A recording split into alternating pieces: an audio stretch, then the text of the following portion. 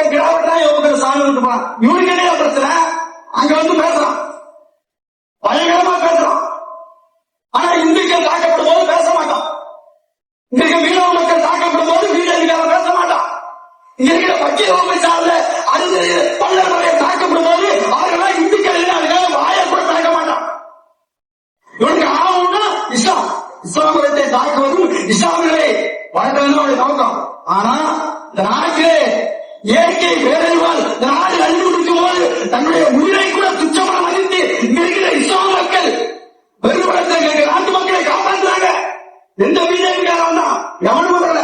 ஆக இங்க இருக்கின்ற அந்த வகுப்புவாரி சட்டத்தை உடனடியாக